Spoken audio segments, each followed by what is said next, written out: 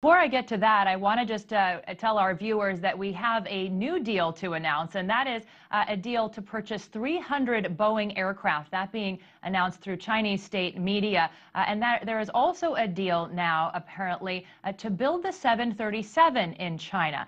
So those being two key takeaways from yesterday's signings, and we'll talk about some deals a little bit later that were also signed. But back to President Xi's speech, you know, he really made a special effort to address the U.S. and global concerns about the state of the Chinese economy and about the stock market. He made several attempts to do that, not only in his speech, but also in an extensive interview with the Wall Street Journal. And he addressed everything from the state of the economy to the value of the yuan to cybersecurity. Let's take a listen to that.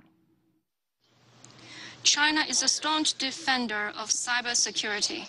It is also a victim of hacking. The Chinese government will not, in whatever form, engage in commercial thefts or encourage or support such attempts by anyone. Both commercial cyber theft and hacking against government networks are crimes that must be punished in accordance with law and relevant international treaties. China is ready to set up a high-level joint dialogue mechanism with the United States on fighting cyber crimes. And President Xi also acknowledged during the course of his speech the impact of the devaluation of the yuan on the global economy and global stock markets more specifically last month. And he addressed that specifically. He said that China will not allow the yuan to depreciate again. Take a listen to that. Our efforts have achieved initial success in correcting the exchange rate deviation.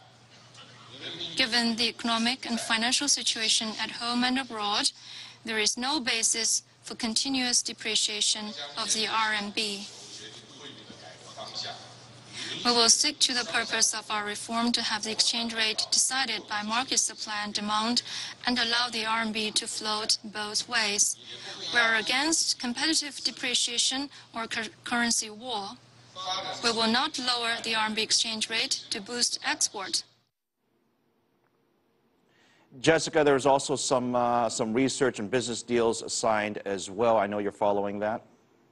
I am. 5 agreements or agreements to cooperate signed on Tuesday here in Seattle. The most prominent of which is really this agreement between TerraPower and China National Nuclear Corporation. That was signed on Tuesday afternoon, and it's agreement to work on a special kind of reactor that's really next generation, something that would be safer, cheaper, and smaller, and potentially even be able to use less or produce less nuclear waste. A couple of other deals to bring your attention to: an agreement on clean energy research between the University of Washington and Tsinghua University, as well as a technology incubator that could be established between Shenzhen and Seattle. And, you know, those deals are really a part of what the U.S. and China are really effective at cooperating at, which is combating climate change. There was that big announcement last year, of course, on greenhouse gas emissions reduction, and all of these efforts are sort of in keeping, in line with that commitment.